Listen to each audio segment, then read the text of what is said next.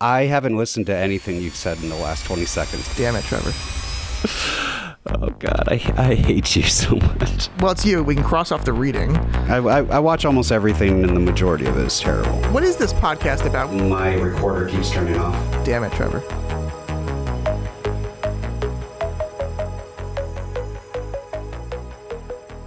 And welcome back to another episode of No Win Scenario. And all you listeners won't know, but this is the second day I've been recording with Trevor, and it has been such a dream to see your face in my computer 2 days in a row. Trevor, how are you today? I just don't feel like doing this with you right now. I mean, you could joke about it. I can't. 2 days in a row with you is absolutely Delightful. soul crushing. So I was doing some editing last night. I had a rush edit for a client, and I took a cue from Don. Wow. Because he can be trained. He can be taught. Because Don has the unprofessional habit of watching. I don't like the way you say Don, by the way. Just Don. The way Don, you say it is just filled Donald, with bile. Don, bile. Donald has the unprofessional habit of watching, having Babylon 5 playing in the background while he works on clients. Yes. Film. Yes. It's fantastic. Multiple screens. Yeah. So I decided I would do the same, and I would watch the pilot of Deep Space Nine, and which you've seen before. I have seen before, and you know what's amazing? Well, not amazing, but there is this shot in the opening scene of DS9 from the first episode during the battle sequence where Cisco has reluctantly and begrudgingly, or maybe not reluctantly, but begrudgingly got onto the escape pod because the ship is about to be destroyed. Mm-hmm. And there is a shot in it that, I mean, this show came out in 1993, 31 years ago.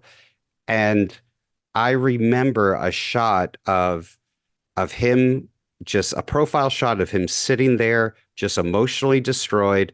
And you see the pod get shot away from the ship, and you see the ship just disappear in the background. It's great. It's in a great effect shot. Like he is sitting in front of, is he sitting in front of a huge window, or is he sitting in front of a screen? Yeah. No, I think it's a window. And I always remembered that shot, and I figured, like, nah, that shot, it's probably 30 years later, it's probably not that, it probably doesn't even exist.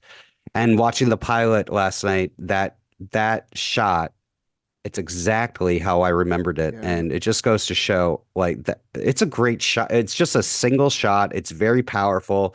He is just emotionally destroyed. I mean, for 1993, it was very impressive. And, then he looks up and he sees his ship being destroyed. And then there's the Picard cameo, which I watched that scene like 3 times. I kept repeating it. I kept repeating it because, seeing Picard overcome with guilt, by seeing Cisco in front of him is so furious, and while being respectful, but not respectful at the same time. He was shocked at that point versus what he does in season 3 of Picard when Shaw is doing his story about his experiences there. Right. Where Picard says, it's okay, I understand. I was listening to the actually the audio commentary from season 3 of that episode, and I think Jonathan Frakes, who directed it, said it took that one take is what they wanted, and they couldn't ever. It was like not sweet. That's not the words they used, but it was softer than all the other takes that Patrick Stewart had recorded, and they only had that one take with that tone, and that's what they wanted. Yeah, that understanding, which is different than what happened in that Deep Space Nine pilot years ago. It was interesting. So did you turn it off then, or did you keep watching? No. So what I noticed is that Picard, regardless of his guilt, had to be very stern with Cisco back and be very direct and say, these are your, this is what I need you to do. These are your orders. Sorry if you have to bring your kid here. These are the sacrifices we have to make. And then, man, Cisco just stands up just with a look of just burning anger, and and says, I'll do the job to the best of my abilities, and really shuts him down and walks away. And Mm-hmm. again, I kept watching the scene over and over again because you got Patrick Stewart, a Shakespearean trained actor, somebody who can just pull off a strong dramatic scene in his sleep. And Avery Brooks just really taking him, performance wise, taking him to task in that scene. And I think it completely sets up what kind of captain Cisco will be. I did shut it off a few, like 10 minutes later, because I got to the beach scene, and I was like, this is dumb. I can't deal with this. And I remember, Different time, I different remember time and place. thinking that when I watched it in 90, I was like, oh yeah, this beach scene is It's a ridiculous. 30-second scene, Trevor. You It's gotta be okay with it. ridiculous. You gotta. Well, It's ridiculous. I don't know if you noticed this. That was the longest stretch of silence from me while you were talking about Deep Space Nine that I think you've Well, ever I heard. mean, it just goes to You show where had to your ruin it. priorities You are. had. What I'll do is I'll look up a list of like best DS9 episodes, and What do you I'll need to watch look up those. anything? You've got the expert right here. Let's go. Duet. You are Far beyond the stars. Let's go. you have done The nothing but Visitor. you have done nothing but steered me wrong Oh, when it comes to I would science do. fiction. Here I would do correctly. I think Yeah, listeners will agree with me. The Visitor. Come on. I think Far listeners beyond the would stars. completely disagree with you, but that's fine. Oh, well, we'll see. I mean, come on. Far No, beyond the no, stars. actually, let's be honest. They disagree with me. They totally agree with you. Let's just be fair. Thank you. Then why do we have you here? I don't remember. Oh, I know why we have me here. What's that? We have me here for Oh, Trevor's Tangent. Trevor's Tangent. you know, when Trevor's you say that, Tangent. it sounds like this in my head. Trevor's Tangent. And it drives me crazy. And I've got everyone knows here. I have a nice little old school little box here with some effects that's just kind of fun to play with live. And whenever I hear that, I just Trevor's Tangent. Before I go into Trevor's Tangent, because you're interrupting me and you're not following the rules of Trevor's Tangent. Not at all. Yeah, Don Wait is for not it, supposed Trevor. to. Don is not supposed to. Don is not supposed to talk at all during Trevor's Tangent. But let me ask you: During is what? this podcast During what? the Trevor's Tangent? Is I've got all these buttons driving me crazy. His face is all red.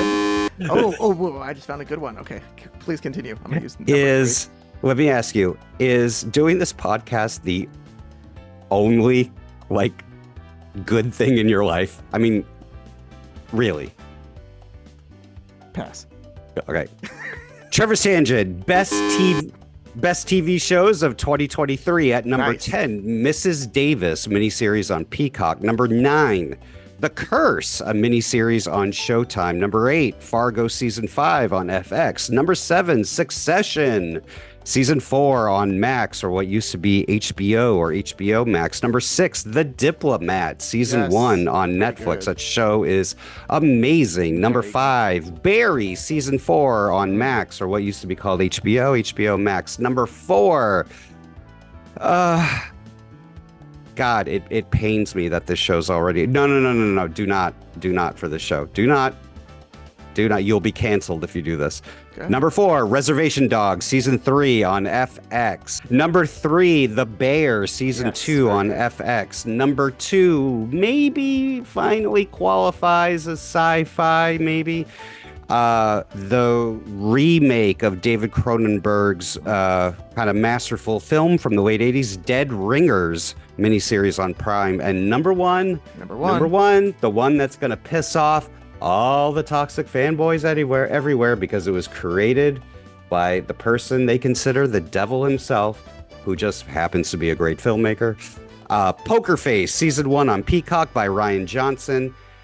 It Incorrect. takes the Columbo formula and, dare I say, improves on it. The worst big words. TV show of Hold on a second, hold on. 2023. Can we just talk about? I just You're listened to not Diplomat. supposed to talk during Trevor's We're Tangent. agreeing about the Bear, the Diplomat. Yes. Okay. What about The Diplomat? Have you seen The West Wing? One of my favorite shows. No, I'm going to go back and watch it, though. Excellent. Because everybody that tells me to watch The Diplomat, everybody that told me if I love The Diplomat this much, I should West go Wing back is and even watch The better. West Wing. Yeah, it might be Now- too smart for you. The showrunner from The Diplomat Yes. wrote for a lot of The West Wing, right? I mean, not Aaron Sorkin, but some. Yeah, I believe the showrunner for The Diplomat was a writer on The West Wing.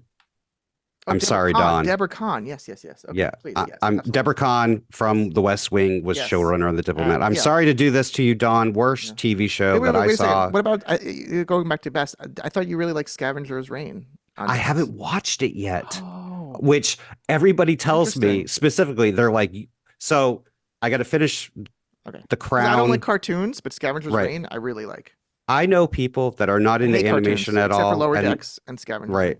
Yeah. And they're like, this is one. I have a feeling that I'm going to watch Scavenger's Reign and it's going to completely redo my top 10, possibly maybe even go into number one. People tell me that I'm going to flip for it. Okay. And the worst TV show of 2023. Oh, there's one. Just one. You're not doing a list. Just the one. No, just one. Mhm.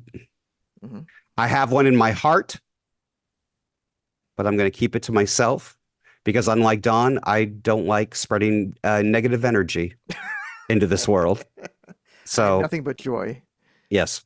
So I'll keep that to myself. Number one show of the year, Yes, the Poker number one Face show. on Peacock. Excellent. Did you see Wait. Poker Face? You said was the best?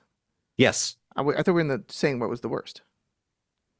No, I told you I was going to hold back on the worst because I don't want to give Oh. out my negative energy. Oh, you don't want to do And any then- negative. I just censored listeners. I just censored him from what he was about to say about one of them because he's wrong. You know, I give him a little bit of a leash, I- a little bit of latitude. I don't but even sometimes I have to think- tighten that leash.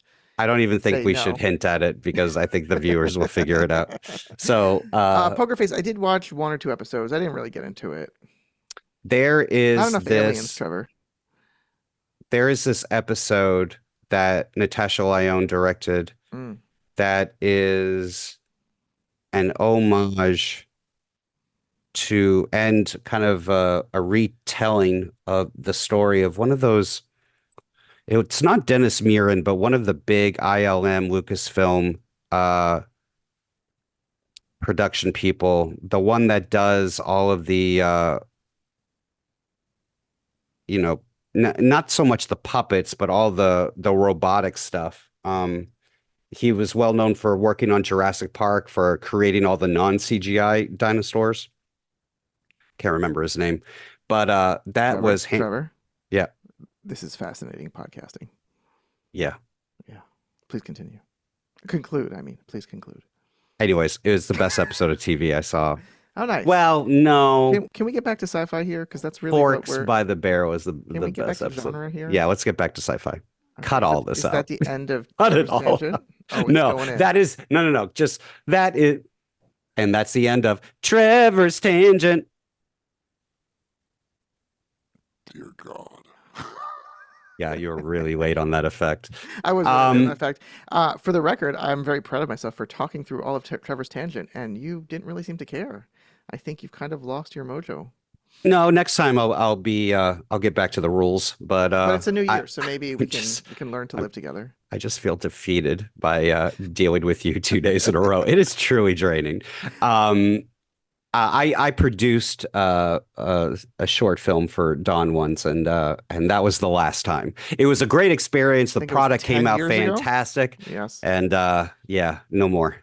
I think we've once, just so you know, everyone, as a long con, I said to Trevor that we needed to have a shadow go across this character who was in like a futuristic prison cell, a face. And so I had Trevor hold a broom over his face and walk back and forth to cast a shadow, but he couldn't really see it. But I just got such a kick out of it. I let him do it for like half an hour to fill in. It was a wonderful use of my time and his. we concluded pretty early on that collaborating on creative projects is it's not for us. We it hurts are, you. It hurts because you see such great talent and you just don't understand it. You don't know how It to hurts behold it. me because I see such middle of the road banality that I can't take it anymore.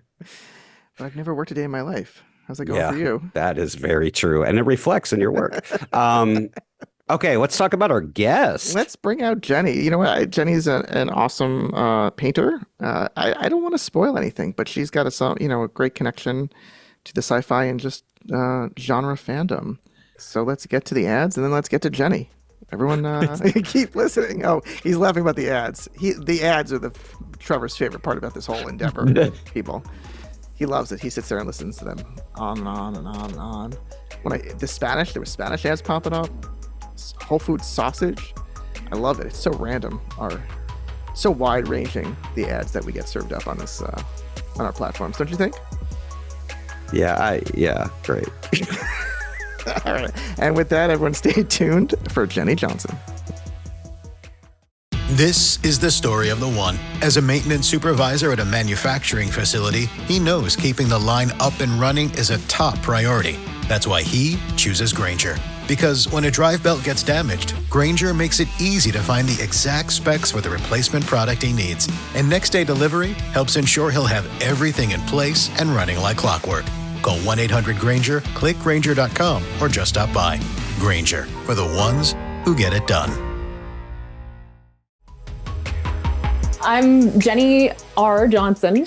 I'm a Canadian artist. I'm an oil painter.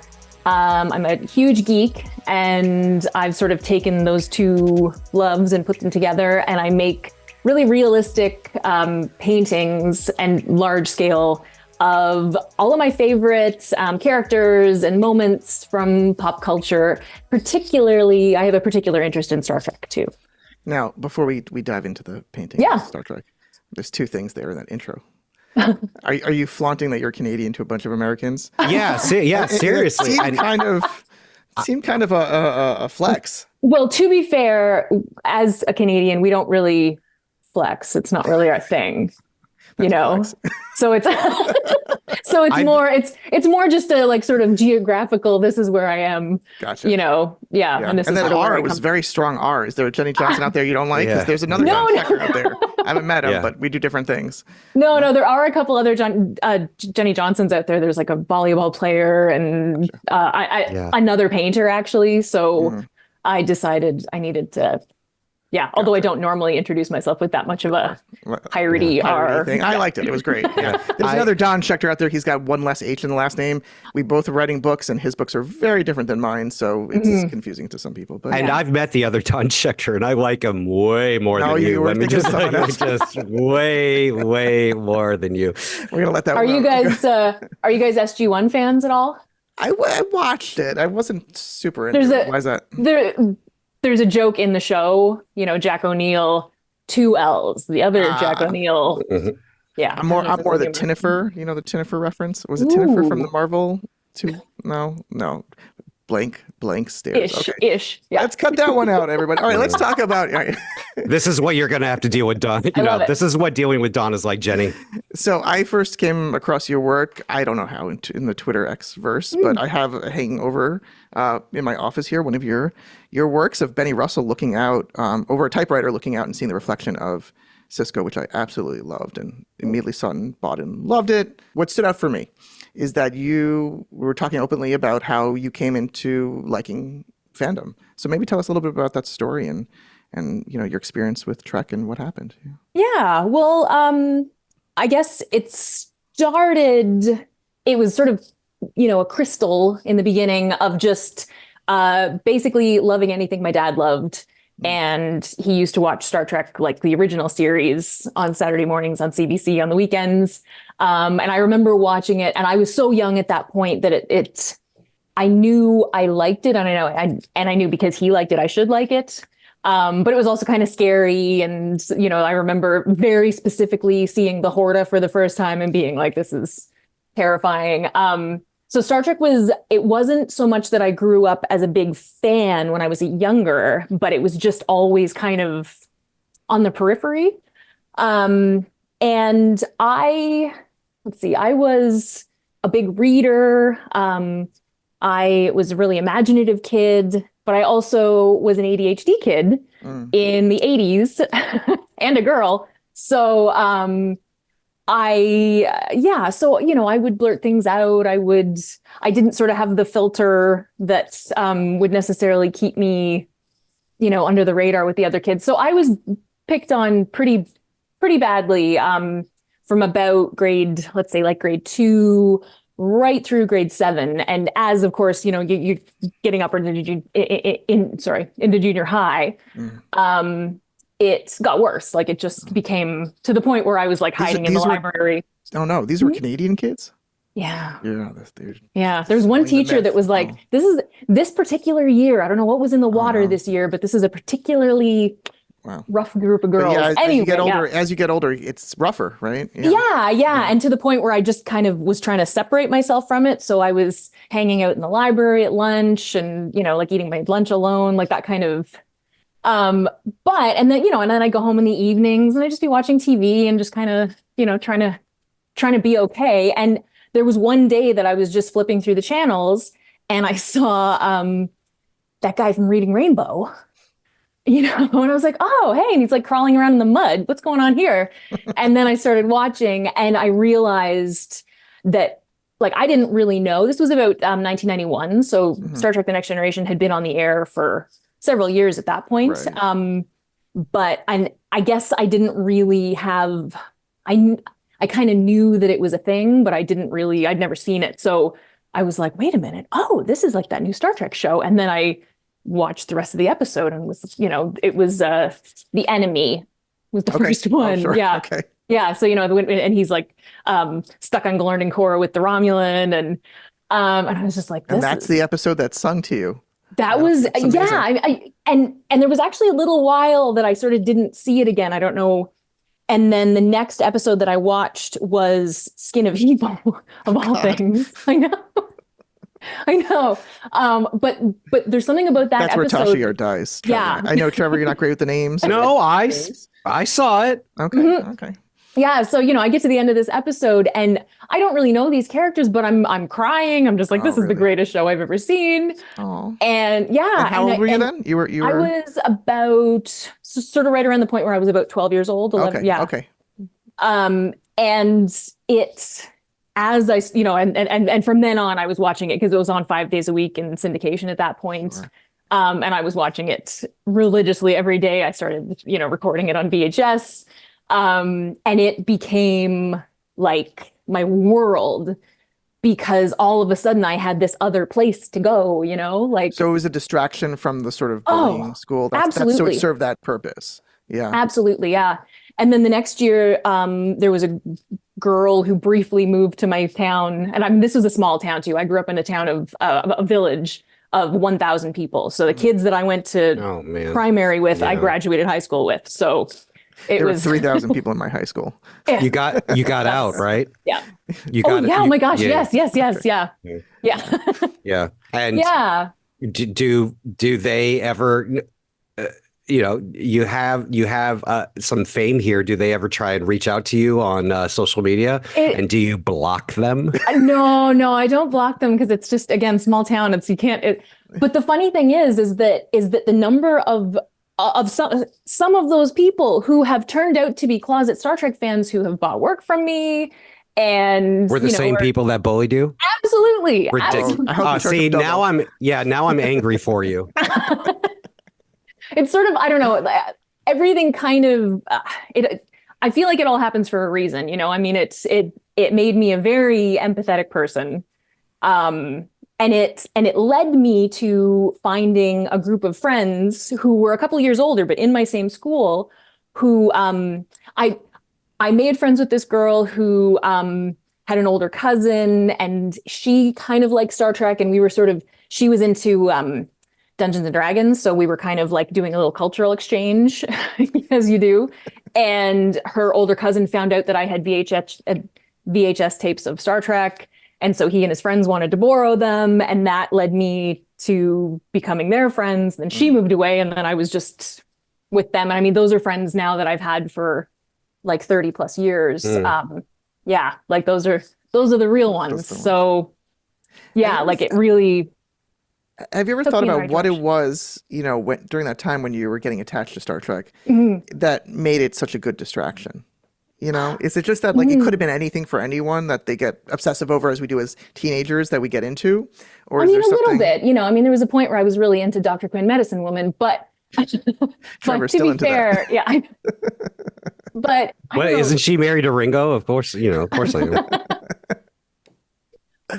Star Trek and TNG in particular, that group of people, that crew, like the characters were such a family. And and now we know in retrospect that the actors themselves were just loved each other, and obviously that came across.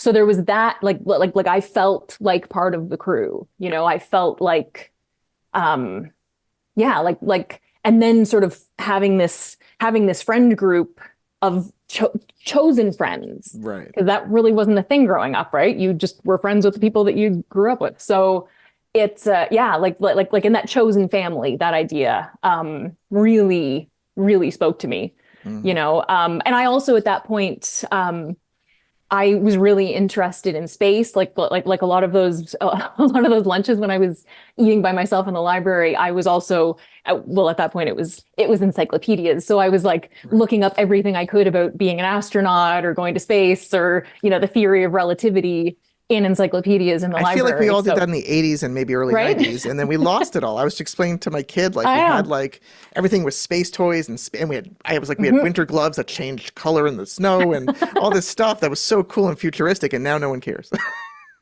Yeah, no one cares because they have these cool like phones that are things that we would have killed for when we were kids. Yeah. Fair. Exactly. So I want to ask something real quick. Yeah. Is to maybe step back from science fiction and talk specifically about painting. Yeah.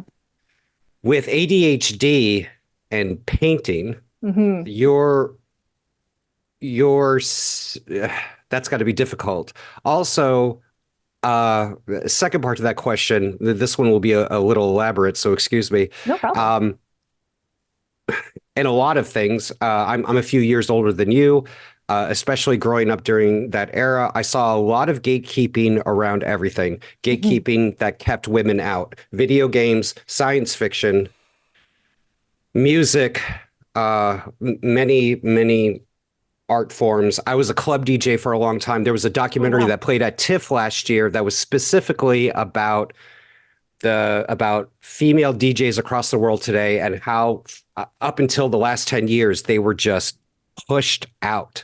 They were, so it sounds like you've had to deal with a lot of that, and I would imagine that a lot of that even exists in painting itself, where I've heard from a lot of painters that they believe that there's this very strict, very disciplined approach to it, that it can't just be about self-expression.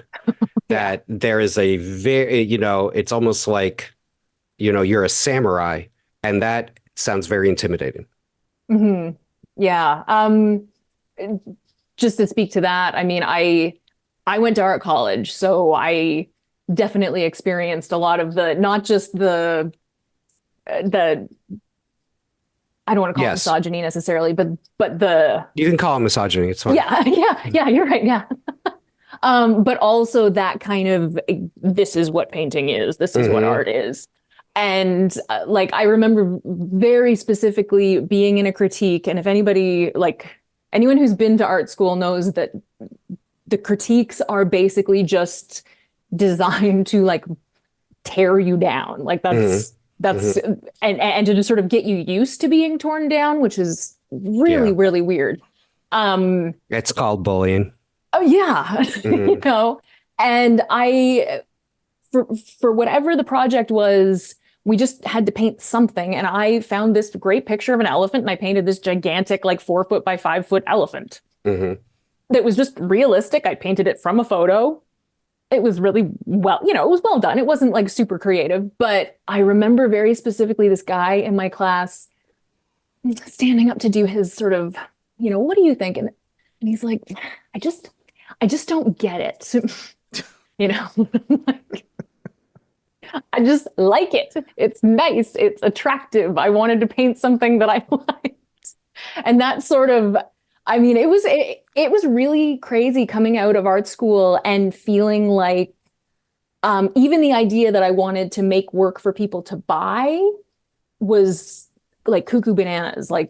No, you have to go and get grants and get into galleries and if people buy your work, then amazing, but you can't just be a commercial artist. Like that's crazy. So I have a friend that just real quick just got her first painting into a gallery show, and I am witnessing her having the biggest existential crisis of her life right now. Can I tell you something? So my background was in music, and so I went to graduate school right after undergrad, and I have a master's in composition.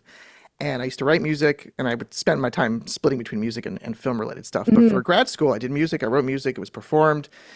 And the very first real gig I got was someone who said, I want to pay you to write music for me, for what I do. That was the last time I wrote music, essentially. I mean, I've scored some films, but like I didn't want to do that because then it wasn't for me anymore. I get it. So it was really hard. I was like, oh, wow. Well, first of all, they didn't teach you how to make a living doing, the type of composition I was doing. But it was very challenging for me to be like, oh, someone's going to pay me. Now I got to be creative for what they want, not for what I want. So, and just a side note that, it's tough. No, I get that. Definitely. That's sort of been the difference as I've done more of this work that I'm super interested in. Because, I didn't start doing this until around 2018 was when I really was like, I'm just going to paint stuff I love.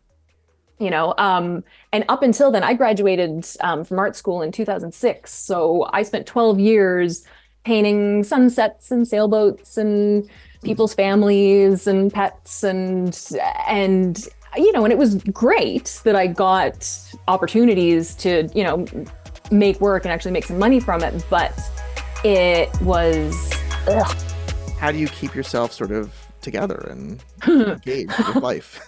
Or not? That's where the ADHD comes in. Yeah. It's really challenging. It can be really challenging to keep myself motivated. I'm working from home. I was a bartender for years and years and years and years. And so there was always that kind of social interaction. And that was a job that was just like, here's a problem, fix it. Here's another problem, fix it. Like make this drink, done. So this, like what I do now is so self-led. And there are because it isn't just painting. I mean, I have to market myself. I have to, I'm doing photography, I'm making prints, I'm doing, online orders. Yeah, all of that stuff. So it's it's a lot. I mean, this might be too personal. Don't answer it if you don't want to. But like, for me to do that, to take on a big, to sit down and focus and do something, complex, that's going to take up a lot of my mental, physical resources. I got to do a huge Ritalin hit. So I don't have an official diagnosis. That also goes back to the 90s because I was actually assessed back in high school, against the wishes of my high school principal, who was like, no, Jenny is smart. Jenny is, and my mother has a diagnosis, incidentally. And the doctor who assessed me, when it all sort of came out in the wash, because at that point, his assessment also required all of my teachers to agree, basically, to kind of like go through the checklist. And they all just were like, nope, she's really smart. She does all her work, blah, blah, blah. So I never got an official diagnosis, and that's something that I am pursuing. So I am unmedicated. Yeah. As she says with a big smile on her face. Yeah.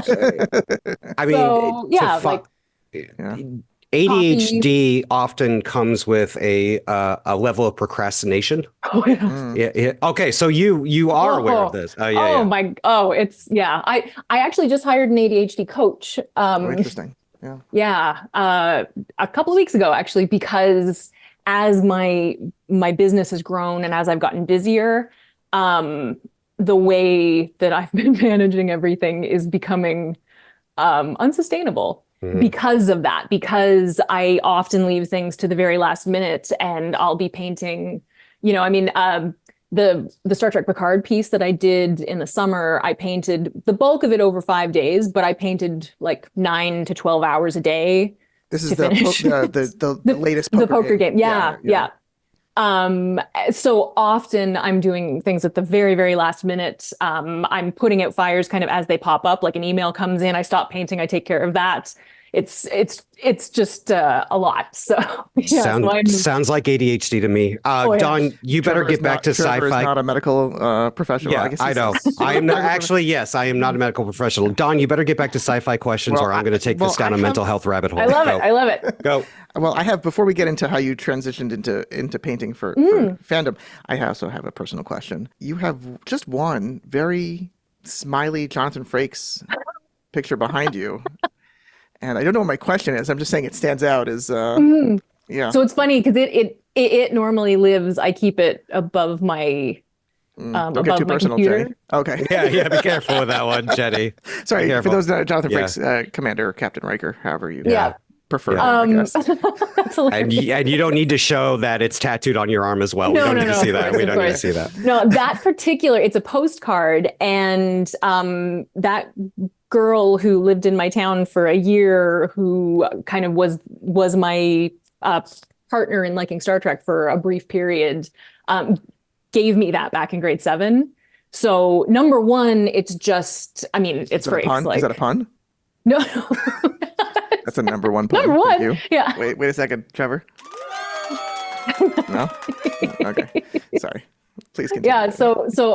Yeah. So number one, it's, I mean, just I think having a Frakes around is a very good idea in general. Motivational. Okay. Yeah, but it's also it's just really special to me because it was given to me by someone who almost was, oh gosh, I never even really thought about this before, but she was one of the first people who really saw me for me and appreciated, I don't know, just, yeah, like I felt myself with her.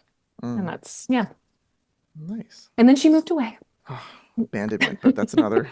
Yeah. I could go down that rabbit hole. Yeah. Don, that was our first psychological and emotional breakthrough that happened live. There you go. Right here. Mark it. Actually, but in Canada, medical stuff is free, so we can't bill her for it. Mostly, yeah. Yeah. Mhm. Wow.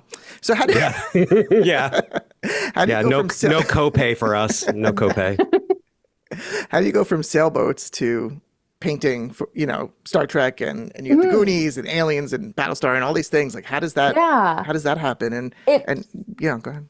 Oh, no. So I started doing more portraits. Like I say, I was doing, people's families, just, Christmas presents, that kind of thing. And my partner, asked me, and I had started to make myself this giant painting of the inside of the TARDIS, the 11th Doctor's TARDIS. Because I realized I'd never painted anything just for myself, that I was just like, I'm keeping this is my painting. I'm going to put it behind my couch. It's going to be amazing.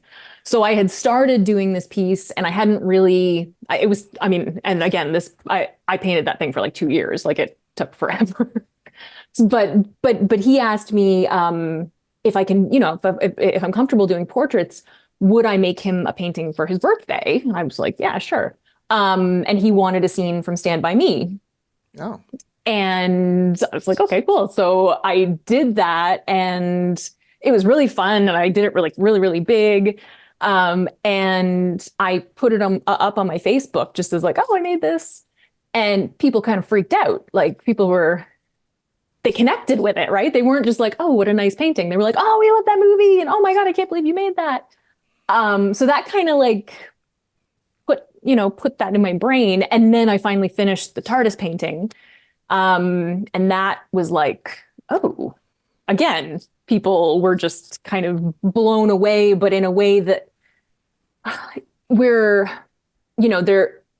recognizing like the craft behind it, but they're also just really personally interested in the subject matter too. So that was really interesting to me. And also just the fact that so many people felt that way, because when I was thinking about painting the TARDIS, I was like, oh, well, I mean, like, I know a couple of nerds who are going to like this, but not the average person, So I was surprised at how positive the response was. So it still was a couple of years before I really started doing this, but there's a really fantastic sci-fi convention here in Halifax called HalCon. Okay. And I have a number of friends who've been on the board for years, and I would go as a guest. And I had a bunch of people telling me, you know what you should do? You should like make a bunch of these movie paintings and, sell prints of them, and that'll be really cool. So I just kind of decided one year. I had actually, one key point was that I was able to quit bartending because I got a job teaching English online. So I finally was able to quit bartending, which opened up my schedule to the point where I could actually like even yeah. So I actually had some time. And that was when I painted that first the All Good Things poker game. I painted Gandalf with the Balrog, The Goonies, Back to the Future. Like I kind of just went for a bunch of the ones that were floating around in my head, all of my kind of my really, really big favorites. And I think I had 12 paintings. And of course, again, I painted like I had a pretty good pace going through the first half of the year, and then I kind of stopped through the summer and then painted like 5 paintings in 4 weeks through September, and then burned myself out completely and had this great show and sold a bunch of prints, and then put all of that work online, and all of a sudden this kind of started kind of taking off. It was wild. Yeah. I went to your Etsy store, which you can find on Etsy at Jenny Johnson Art, and right away I see there's two prints I want right away. I want the Ellen Ripley one, and I want the Twin Peaks one. Twin Peaks, the greatest franchise in history. Sorry, Star Trek fans. And that was cool because it was a commission. Actually, that was a fellow had me paint that for his wife for Valentine's Day one year. Yeah, that's a great one. Yeah, everybody should check this. I should mention actually that the bulk of my work, I do still have some stuff in my Etsy shop, but all of my prints are in my Shopify. Oh, okay. Yeah. Plug that. Yeah. So where do they go for that? They just to your website? They can go through my website, jennyrjohnson.com. R. Johnson. jennyrjohnson.com. Yep. Yes. Yeah, and that'll lead them right to my shop. Now, there you go. I may have to cut this out because I'm going to sound like an idiot, but is there any issues with like licensing and things like that when you're painting? Yeah, absolutely. So how does that work? Or you just I operate at the pleasure of the IP holders, and when they come for me, I stop. Basically, gotcha. Has that happened? Actually, that's the reason. Is that why there's no Star Wars on here? That is why there is no Star Wars. Actually, that's the reason why I have a Shopify, because Paramount CBS was doing sweeps 2 summers ago and pulled all of my Star Trek work out of my Etsy.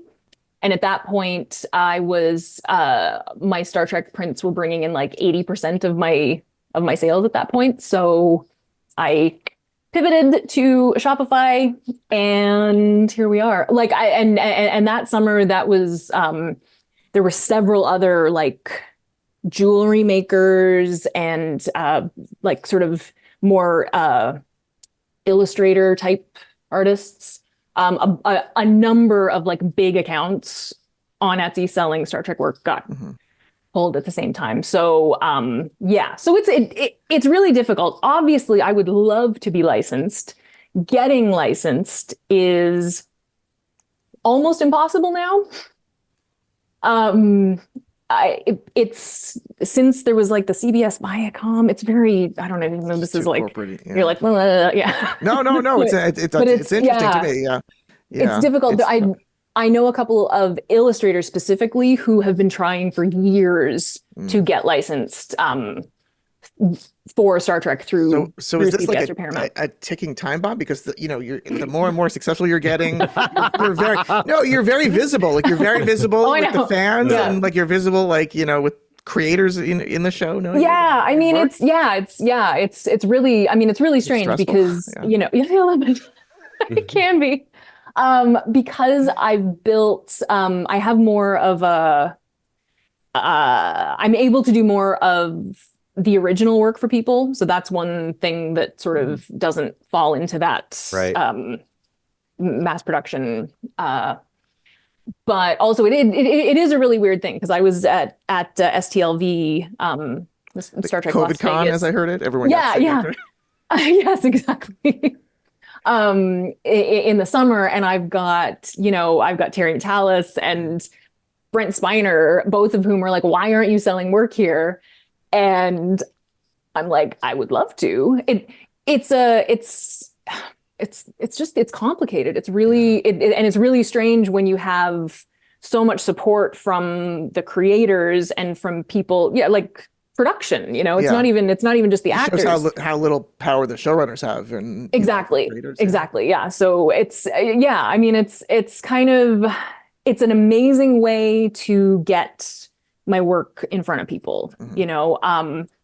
I kind of, at this point, especially having sort of gone through that, where I lost all of the work in my Etsy shop and then had to sort of like pivot, and I realized that there are lots of, I don't know, these kind of things happen, right? These sort of these moments in your life when you're like, oh, this thing I've been doing isn't working anymore. I got laid off from my job. And I know now, and I've been lucky enough to build a following to the point where I feel confident that I sort of, no matter where I go with it, I think, I can still, I can find ways to connect with people and make things that they're interested in, whether that's movie art, whether that's, I have this idea about like painting, airships. I've got this like whole thing about like making like skies and airships. Anyway, that's a whole like sci-fi inspired airships, or sci-fi, or like fantasy, or like I don't know, that's very Miyazaki. That's like seems very Miyazaki to me. Yeah. Only doing it in sort of my realistic style. Anyway, so that's this other kind of thing that I have as a backup plan.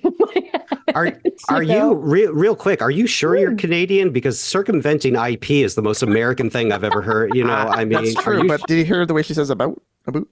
Oh, will you stop? That is the most. It's definitely not a boot. That is the most stereotypical thing that Americans have stopped on. I got to represent the. We're trying to, we're trying to treat our guests with respect here. Stop.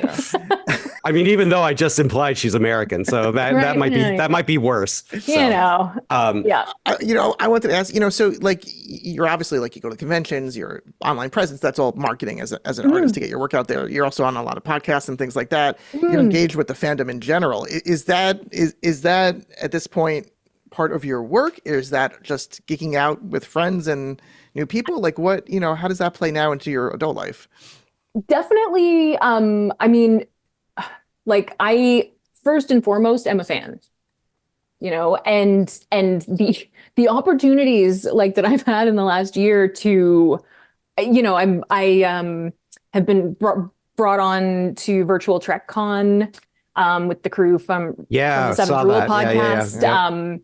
And I'm like a regular with them now. And that to me isn't about, I mean, yes, I'm aware of the fact that I'm, that I have this platform that I can promote myself, but it's, oh my gosh, it's so much more, I have plenty of opportunity to promote myself. I mean, I'm on like 5 different social media platforms, like I'm just so happy to be able to hang out with these people who are amazing people, by the way. I'm also on another podcast, Nerdiest Prime.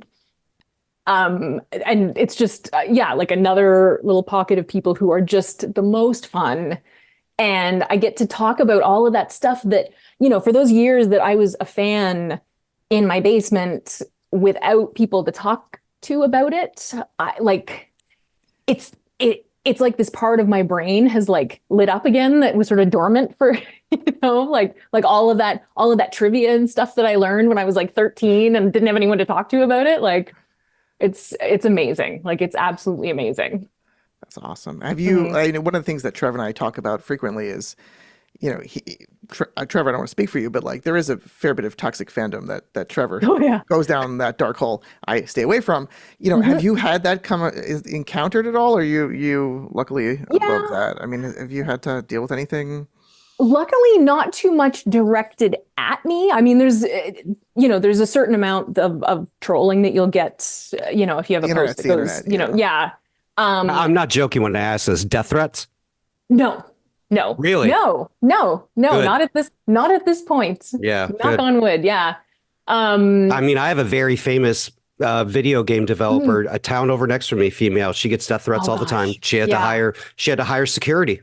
Oh, yeah. I mean, I've been trying, I try really hard to keep my, um, to sort of protect my identity in Yeah. terms of like where I live, where I am at any given time, that kind of thing, because I have built a kind of like frighteningly large group of people who know who I am. It's really weird. Yeah, so no, I know I've been really, really lucky in that respect. Mostly in terms of toxic fandom, it's a lot more like it's a lot of the people who are like, we don't like new Trek and that kind of. But I mean, honestly, like I built myself this little like walled community on Twitter, that was just basically just all the happy Star Trek fans, and anybody that starts like, I'm just like, okay, you're muted. Bye. Yeah. So, so I've worked hard to keep it that way, basically. Yeah. Do you still need Twitter for what you do? You know what? Like kind of. It's really frustrating. And it's funny because Twitter was like absolutely dead to me. I got like I've been on Twitter. I got off of it over 10 years ago. Yeah. I think it's awful. I started on Twitter like way back, like what was it, 2005? 7. Yeah. Oh wow, that's very early. 6. Yeah.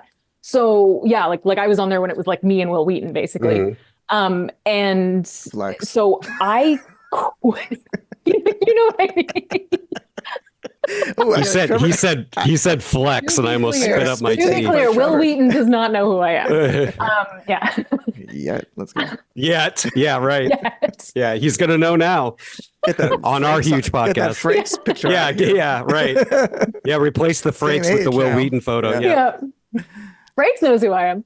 Oh, Wow, But- we're flexing. We're nonstop here. Look at this. Look at this. But yes, Amazing.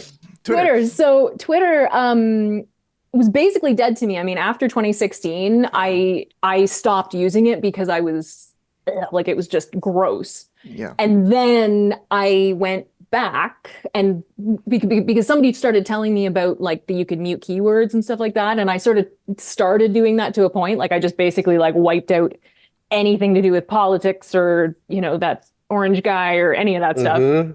And then right at the point when Elon Musk bought it, I went on that night that we were all basically waiting for it to blow up because he'd fired everybody and we were like, okay, it's definitely going to die tonight. So I went on and put up just a picture of me with, that poker game painting and saying, like, it's been a good run, I'll miss you all. And that blew up. And Twitter didn't die that night. Yeah. And I gained like 1,500 to 2,000 followers in a couple of days. And all of a sudden, the Star Trek community found me. And I was finding like people that were awesome. European people, actually, in particular, like the European Trek community on Twitter has been amazing. And that community, now it's certainly people have left. But like I say, because I have that kind of wall up around it, Right. and there are a lot of people who are still there who haven't left. So I'm still kind of sticking around. I don't want to. No other way. I mean, like for us, like, how we contacted you, right? It was through Twitter. Twitter. Yeah, exactly. A lot of our guests were, I hate to say it, I paid for the check mark. I was like, I understand. That's the gate. I really to be do. able to contact people. And it's there's no other utility like that. Yeah, and I mean the number of like, I got a direct message from Terry Metalis because of something that I said, during the run of Picard that was like, and I'm just like, what is happening? And he's like, oh my God, I can't believe you figured that out. And blah, and then he messaged me a little bit later to say, I don't want to give you any spoilers, but there's a scene coming up this season that you're going to want to paint.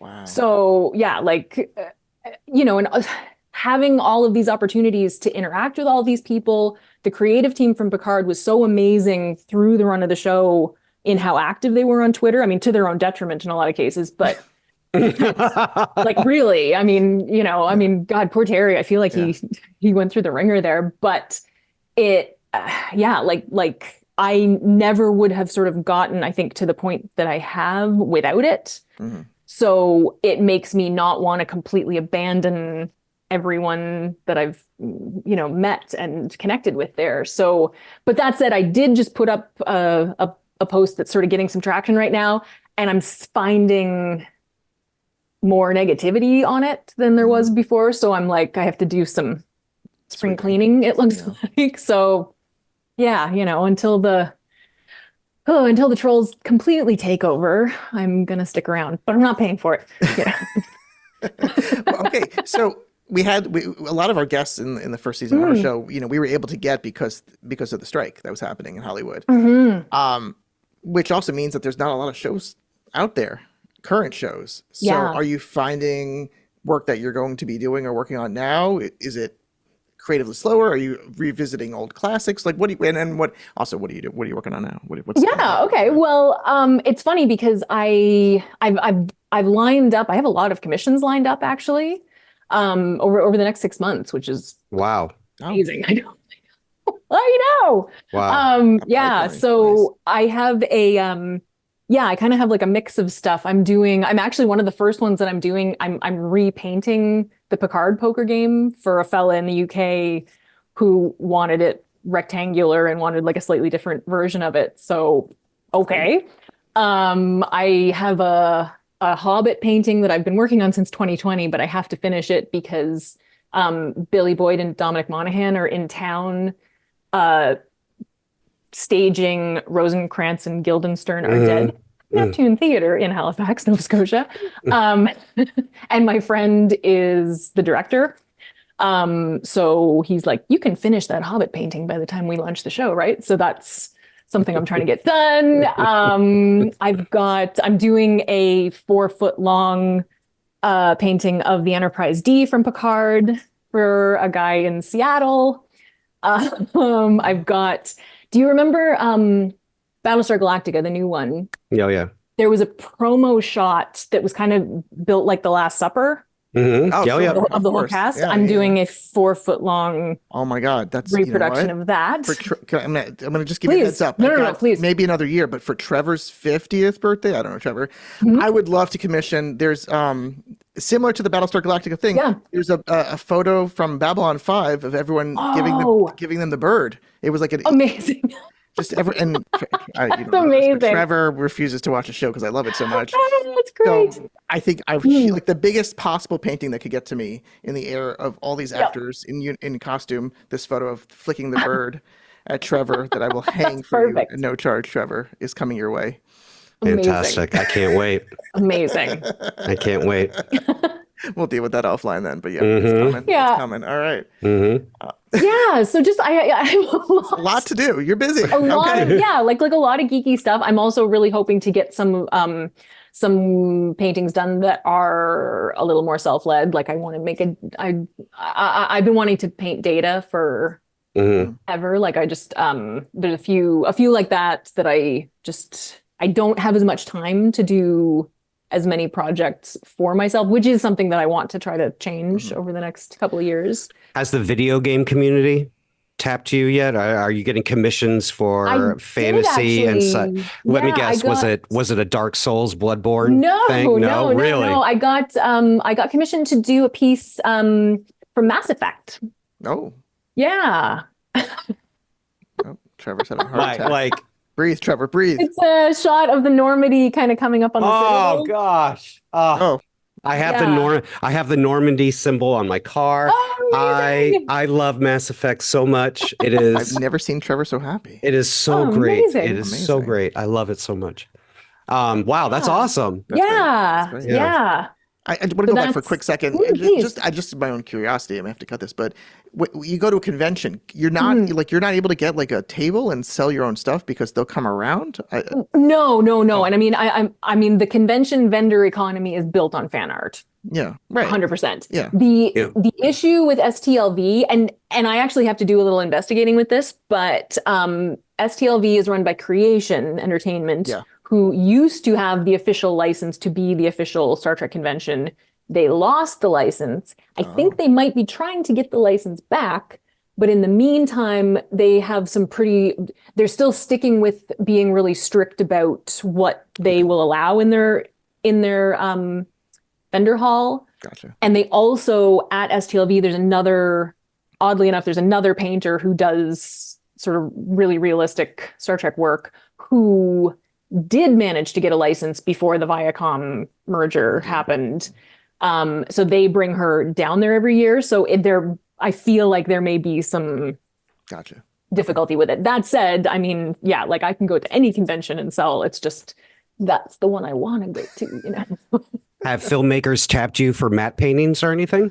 Not yet, although that is something that I would really, really love to do. I mean, oh my God, like, you know, as much as a lot of that work is digital now. Yeah. Yeah. Oh my God, being able Which leads me to my next question. And Don, I have to use the expletives for this, so feel free to beep. I mean, you got to beep it out. Yeah. Right. Number 3 is ready. Okay. Okay. How much, Jenny? How much is AI art fucking up your shit? Oh. Well. Good question, Trevor. Ooh. I hate it. I hate it. It's gross. I hate it. Like, I feel lucky because I am a traditional paint on brush artist that there is something in what I do that people connect with in a way that they can't get from AI art. That said, absolutely there are people who would look at an AI piece and look at what I have done and not really see a difference. And I get that, which is one of the reasons why I feel it's so important to show my process and, you know, even be on my social media, just like talking to people and saying like this is me, I'm the artist. Like this is because those connections really do matter. So yeah, like I don't feel like AI art is currently fucking up my shit, but it's like, coming. It's coming, or it could be coming. Yeah, like it could, you know. I mean, they just released that Midjourney list of like 16,000 artists whose work they've just dumped into it. Like, like, so I've just, as you're telling me this, went over to ChatGPT, which does images now too, and I said, "Oh yeah, imagine a painting in the style of Jenny R. Johnson that shows Star Trek." It says, creating a painting in the style of a specific contemporary artist like Jenny R. Johnson, especially combined with copyrighted content such as Star Trek, is not permissible. However, I can create. However, wait. I can create an original science fiction themed painting that captures a similar essence. Let's imagine a scene set in space with a futuristic spaceship, stars, and distant planets, emphasizing vibrant colors and abstract elements to give it a unique artistic touch. That way we can respect the originality of both the artist and the Star Trek franchise. Don, you're going to make her cry. Stop. Okay? Stop. I got to say, it's nowhere near as good as yours. Or she's going to rage quit this podcast. No. And I wouldn't blame her at all. This is not. Come on. Honestly, look at this. Look at this. This is nothing. What is this? That's nothing. That's nothing. No. So we got some time. For the listeners out there, Dawn did something very visual right now that doesn't translate at all to podcast. So this is I was sharing the painting from. This is how good of an interviewer Dawn is. It wasn't good. Good job, Dawn. Again, Trevor, I've got her artwork right Great job. You're very good at this. Right on my wall. You're very, very good at it. I'm buying 2 prints from her. Okay, before we go, because we're eating up your time, I got to ask you, like, how do you? Oh no, we got so many more questions. I'm sorry. I have lots of time. That I think is like the essence of Deep Space Nine, one of my favorite shows. You know, so I got it. Like, how do you choose the moments that you want to go and grab? So that one in particular, and the piece that we're talking about there, for those who can't hear us, or sorry, who can't hear us. Oh my God. All right. There, I'm being Sorry, cool. we're an hour All into it, right. it's fine. Is the scene from the Deep Space Nine episode Far Beyond the Stars, where Benny Russell is looking out the window and sees the reflection of Ben Sisko. So that particular scene was chosen. That was another commission. Oh, no kidding. And that was chosen by a gentleman who has become a collector and friend in San Francisco, who his wife is African American, and he introduced her to Deep Space Nine, and she connected hugely with Sisko, and that episode in particular. Just that moment, and he just thought it was such a kind of evocative moment, and that's what I look for when I'm wanting to choose, like to choose a moment. I either want something that is like iconic, or something that really kind of gets across like the feeling of watching it. Let me ask you this, because this is somewhat serious, Yeah. and I'm saying this as like not a devil's advocate, but I don't believe what I'm saying. But does painting something that already has emotion baked in, is it cheating? Is it cheating? I mean, maybe, but I don't. I don't care. No. I Trevor looks like don't he's gonna know. murder me. Like, No, I actually think that's a very, very compelling it is. question. It is absolutely. I mean, I think for me, the challenge isn't so much in creating a new feeling. It's more about like working from photos, working from an existing reference for me. The challenge in it is to recreate the light, the mood, the even down to the fact that, that episode is filmed on, it's like on video, isn't it? Like it's not in HD. Just those kind of things. I'm really interested in light, shadow, the things the camera does. So for me, what I'm doing and sort of my experience in making these paintings for myself has a lot more to do with accurately recreating a moment. And if the fact that these moments have like feeling attached to them, awesome. That's that's a bonus, I guess you could say. Yeah. So Yeah. To play off of what Don asked, I'm a big cinema guy, and there are 3 excellent painting documentaries about this very subject. One is by Orson Welles called F for Fake. There's another one called Tim's Vermeer, and then there's Exit Through the Gift Shop. All of these 3 films have either the main story or the subtext is copying an art into itself. Right. Is capturing an emotion that's already there, with something that's so disciplined as painting. Is it an artistic expression unto itself? How do you feel about that? I think yes, because similarly, I also am really interested in it. Something that I have done in the past is recreating photographs, and not like a static family portrait photograph, but candids, catching people in a moment. And to me, the people in those photos, or the people who love the people in those photos, have emotion attached to it. They're not, and that emotion obviously is going to change depending on who the viewer is. But that, you could say that for any of the pieces that I do. I mean, if you're not a Star Trek fan, you're going to look at these pieces and be like, oh, wow, look at that reflection. Or, whoa, that shirt, the way that it's painted, it's all different colors. So it's, that's one thing that I did take away from art school is my intention means very little when it's actually in front of a human, because every human is coming Gonna read to differently, and exactly. Yep. Yeah, Exactly. I think that is a fantastic way to look at. That's how David Lynch looks at art. He doesn't like Oh, to cool. explain his films Yeah. at all. He cares more about what you're bringing to his films and how you interpret it. Yeah. And I think that is that is a way to not gatekeep your own art.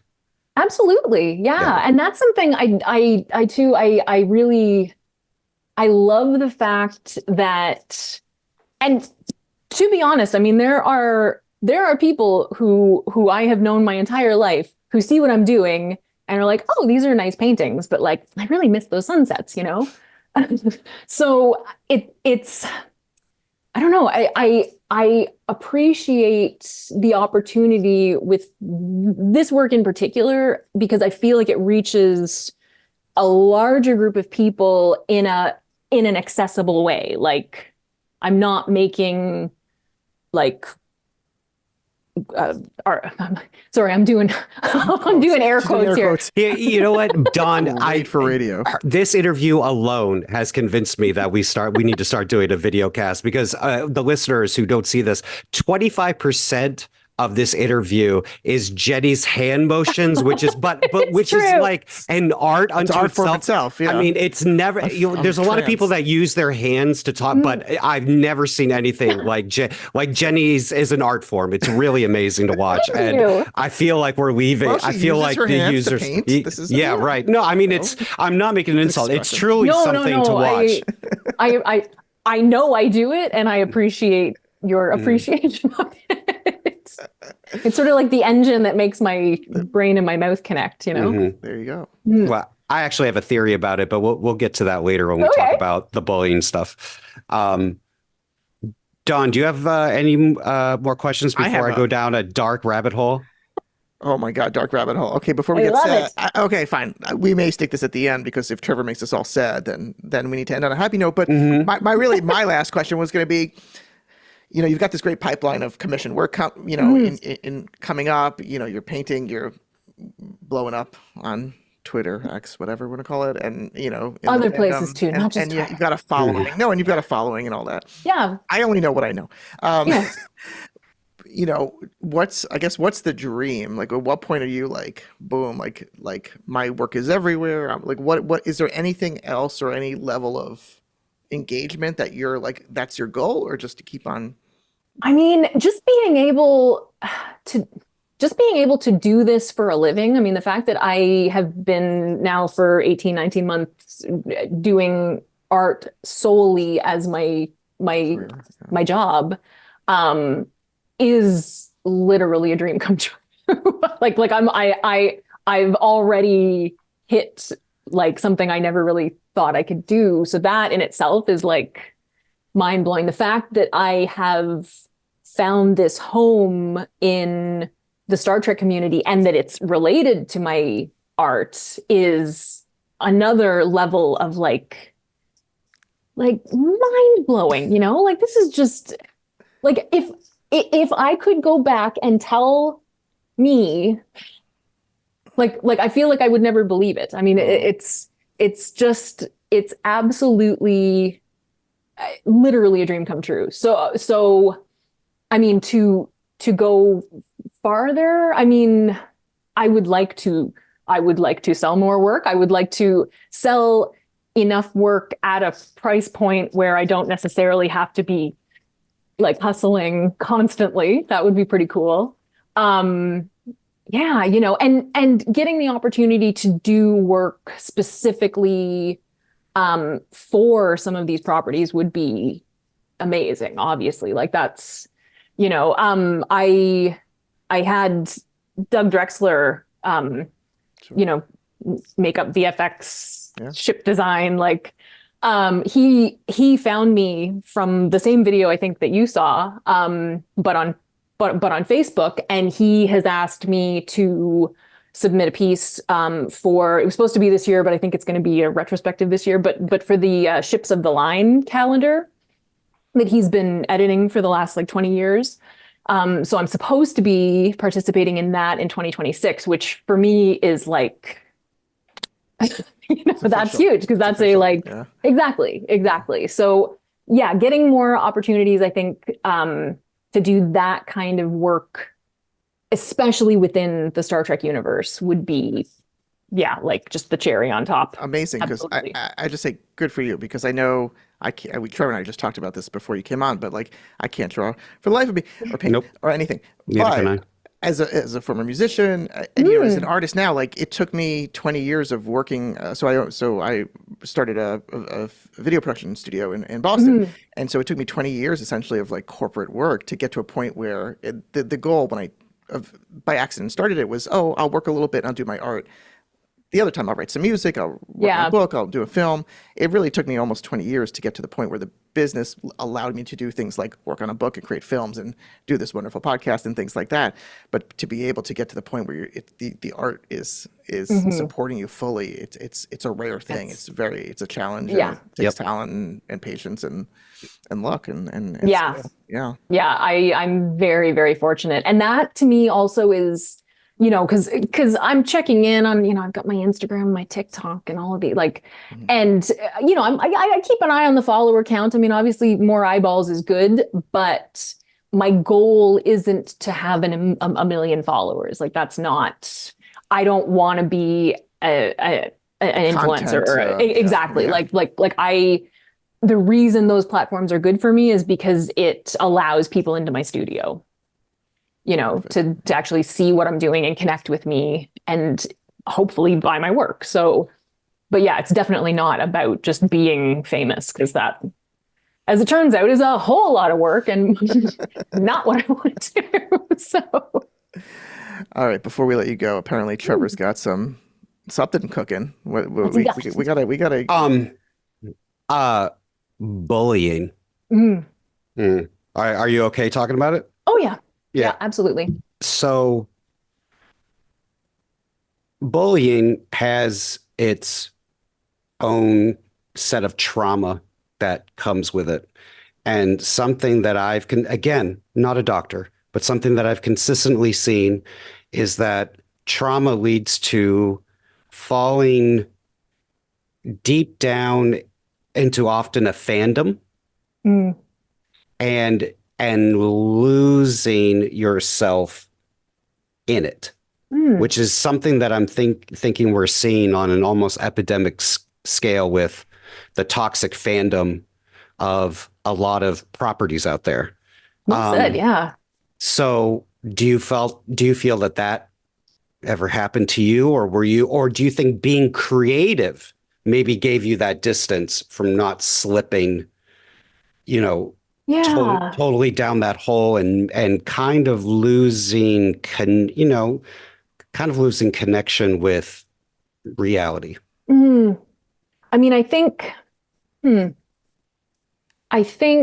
fact that I was able to connect with other people who love the same things, but also, I don't know, we're also introducing me to other things at the same time, like the people, those kids that I met, those older kids, they introduced me to, like I actually started playing Dungeons and Dragons with them. One of them showed me my first Monty Python movie. Right. So, and then at the same time, I also had, like my family are really wonderful, creative, empathetic. That's a big deal. That's a big deal. Yeah. My sister and I both ended up in creative fields. My sister is a modern dancer. Wow. Who actually now is a wedding officiant. In her second career. My mother was a freelance artist. My dad does graphic design, and they always really encouraged us to be ourselves. And even, so home was a haven. It wasn't the type of thing where you were being bullied at school and bullied at home. Absolutely. Yeah. Okay. Yeah, absolutely. So there was that, definitely. I also, it used to drive me crazy, but I would come home and tell my mom stories, and she would say, well, remember that, some of those kids don't have a happy home life. And one of the reasons that they do these things is because they're not happy. And so just having that input, I think over the years, and I mean, at the time I was like, I hate this, Mom, stop saying this. This is awful. Mm-hmm. But that stuck, those ideas stuck. And I feel like Star Trek in particular, but all of these fandoms, because I mean, I'm a fan of everything. Mm-hmm. I love everything. Mm-hmm. And I think in a lot of ways, especially once I was able to kind of pursue art as something I wanted to do, I found myself Mm-hmm. much more than I ever think I'd lost myself in any of it. Mm-hmm. Mm-hmm.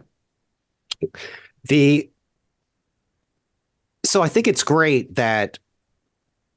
really great that you learned empathy by trying to understand where your bullies came from. However, it also sounds like there might be a feeling of nobody's listening to me, because even though I'm developing this empathy, Mm-hmm. I'm still getting bullied. Mm-hmm. And then I have all these teachers who are not psychological professionals weighing in on my mental health, which again, this might be a jump, but I can get as animated as you when I engage in a very passionate conversation of cinema, Mm-hmm. Ingmar Bergman's the greatest filmmaker who ever lived, and I'll fight anybody that says different, kind of like that. Mm-hmm. And I get very animated and passionate. Do you think that comes from a need to be very convincing to listen? I need you to listen to me here. I need you to believe me. I got to amp it up and show you how serious this is so that you will believe me. There's an element of that, definitely. I mean, especially with ADHD, we have a real issue with making sure we're understood, or believed. In my case, it's more or less it's less understood than being believed. Yeah, like every email I write has 5 or 6 different sets of parentheses where I'm clarifying. Which is yes, exactly. But I like this. What you see here, this is my baseline. Mm-hmm. This is my baseline. Like, I overall have a pretty positive outlook on pretty well everything. Yeah, no, that's good. And that's not to say that I haven't. I mean, I've had issues with depression. I gave up alcohol 4 years ago because I definitely abused it. Me for too. Years. Me too. Oh, good for you. Awesome. Mm-hmm. Yeah.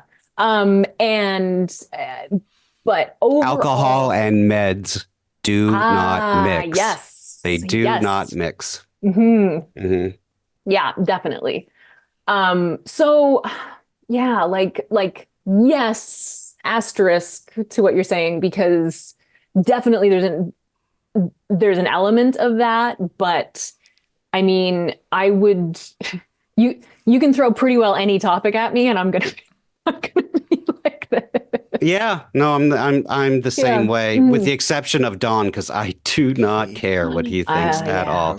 Yeah. No, not at all. Okay, that I'm not going to go down anywhere darker than that. I'm trying to sell her paintings. You're trying to go down this dark rabbit hole. I'm trying to create empathy and sympathy with the listeners. So which will, in a way, maybe push them a little further to make a purchase on those stores. Yeah.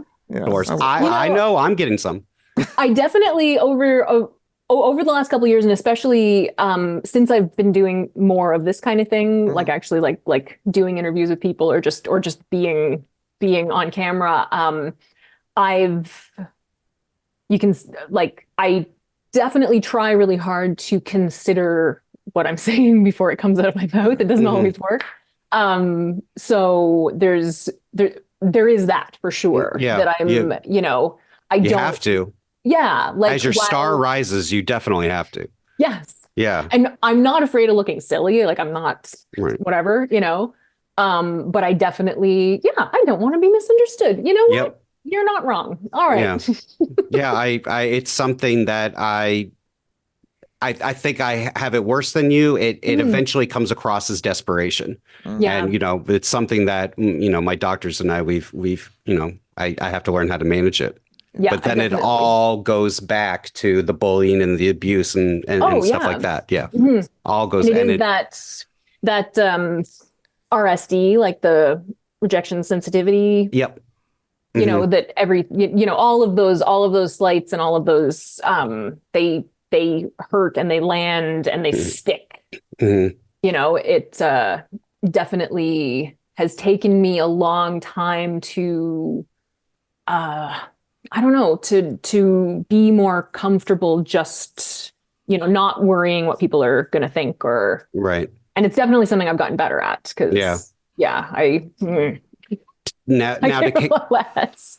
to connect this all with painting, and I think this is this is not meant as an insult, but do you think painting is your way? Why is that every other thing he says? It's not just me picking up on that. Because that is my that's my parentheses. That's I my understand. that's my clarification. I forgive you, Trevor. Is painting your way of 100% controlling the conversation? Whoa. Not entirely. Yeah. And because that's what filmmaking is for me. It's controlling. Right, I realized that it is my way of controlling the conversation. I mean, I think, I don't know, because of the fact that I do fan art. Yeah. I think that separates it. Yeah, because it definitely opens me up for criticism or right. Any number of kind of those sorts of critiques. Right. So I don't know. I don't necessarily I think but I think that point is right. I think it doesn't really mean that. Yeah, but I definitely showing up on my social media and trying to have people see me as part of that. I think it's important to me, not because I'm trying to, show people some kind of perfect life or anything like that. I mean, it's actually really important to me that people see that it's not perfect. But I think that to me is a little more about trying to control the conversation or the narrative in terms of I'm not just some, reproduction machine, not reproduction machine, but No, I know exactly what you mean. I know. Yes. Yeah. That I am an artist. I am, I've worked for over 20 years to get to the point that I'm at in terms of skill level and all of that stuff. So I think maybe that's a little more where I'm trying to direct it. No, that's great. That is, it sounds like to me that you've come out the other side on the positive wave of bullying and trauma and becoming a successful artist who not only can do the art, but play the game as well. Because I think half of that is not just can you do the art, but it's can you play the game. These days, definitely. Yeah. So, well, anyways, Trevor, you mentioned reclaiming the conversation or taking hold of the conversation. That's all of your speaking that I can deal with. Yeah, that's fine. That's fine. That's all that I can deal with. I'll be honest. Quick things, Jenny. So tell us once more where people can buy your things and see what you do. Yeah, plug anything you need to plug. Absolutely. So the best way to find kind of everything you want to find about me, whether it's just what I do, you want to see the whole gallery of all of these works, the scenes from the multiverse, I call them. You can find that at jennyrjohnson.com. That's also a great way to get to my shop or find out information about commissioning a painting if that's something you're interested in. And then you also can follow me on Instagram or Threads or TikTok or Facebook at Jenny R. Johnson Art. And I'm still hanging in there over on the Dead Bird app. at Jenny R. Johnson. Flaming dead bird. Yeah. It's on fire. Well, thank you so much. And I'm going to give you, 2-year notice here. But Trevor, this is going to be the commissioned work I'm going for you. I'm showing them the Babylon 5 cast, all given the camera the bird here. And I don't know, what's the biggest? 40 foot? Is that big enough? 40 feet by 20? Just hang it up in Trevor's cat house here. Wow. That's Jenny, if you incredible. take that job, dot. All jobs are good. That's all I'm going to say. Dot. Well, I'm booking So about good. 6 months out, so just keep that in mind. Yeah. The 50th is coming soon, Trevor. Yeah. Oh, man. It you're old. is. It's coming really soon. Well, Jenny, thank you so much for joining us. Thank you. Thank you, Jenny. This was great. Delightful. Thank you, you. guys. Yep.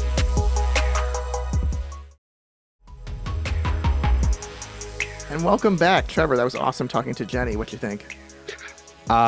Fantastic. And I admire anybody, and I genuinely, sincerely mean this. I admire anybody that can paint, let alone make a career out of it.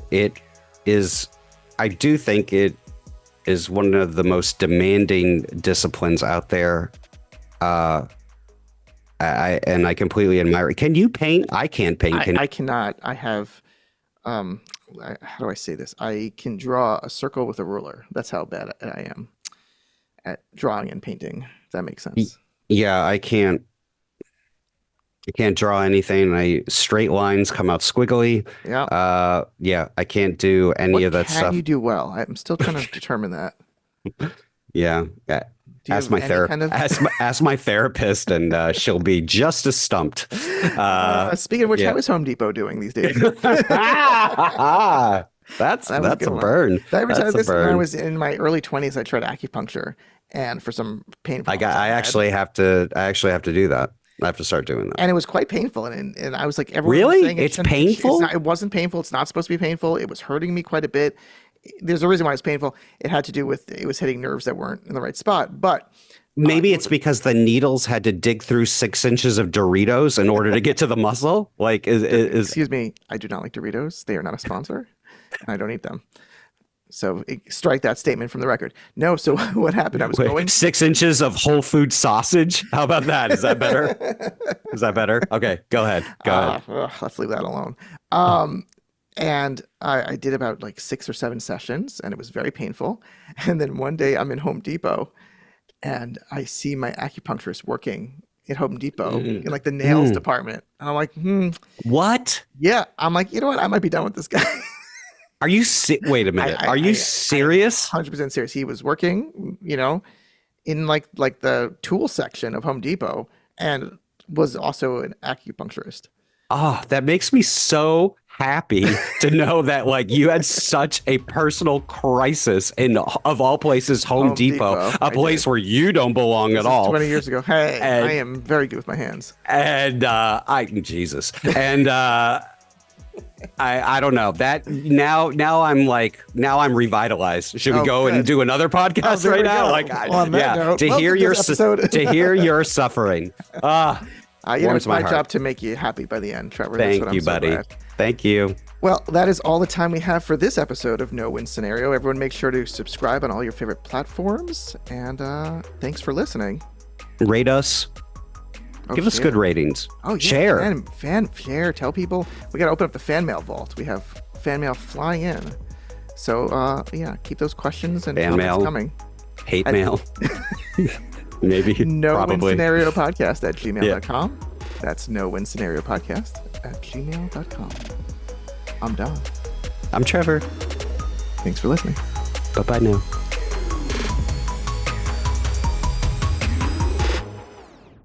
In today's world, mental health is everyone's concern. If you or someone you know is in crisis, please use these resources. For U.S. listeners, call 1-800-950-6264 or text Helpline, all one word, HELPLINE, to 62640 or email helpline at NAMI.org. That's NAMI.org. For our international listeners, please visit suicidestop.com. That's SUICIDESTOP.com. stop.com.